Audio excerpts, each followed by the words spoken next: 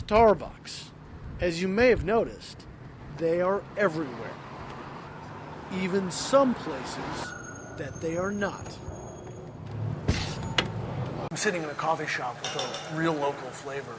No venti-sized drinks or caramel brulee frappuccinos here. But guess what?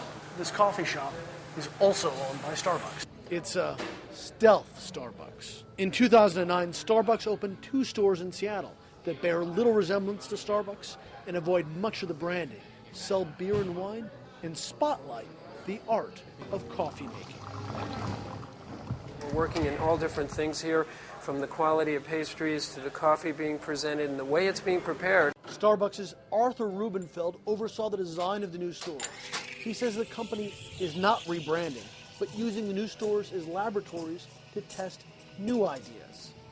These are learning environments for us to be innovative and push the envelope.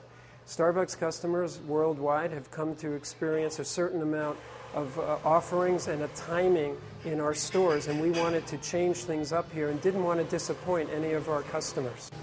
With this experiment, Starbucks says they're trying for a more personal and local feel. The coffee is brewed in small batches, the food comes from a local bakery. It's not about giving people a quick caffeine fix, it's letting them savor the coffee house experience. If the concept for the store seemed, well, familiar, one small coffee shop owner thinks he knows why.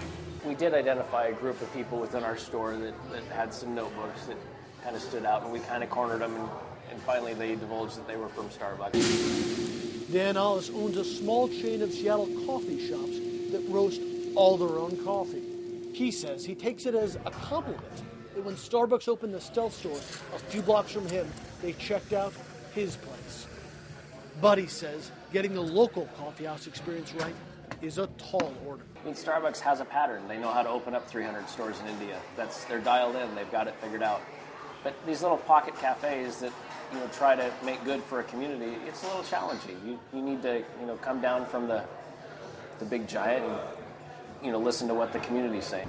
The reviews from many customers so far are positive. And I really like the ambiance. It's not as loud as most of your Starbucks. You get to the point that you can walk down the street and almost on every corner or every other corner there's a Starbucks. Within a half a mile you can find 2 or 3. Starbucks says it plans to open more of these neighborhood-style stores and try new things, like keeping a low profile. Patrick Ottman, CNN, Seattle.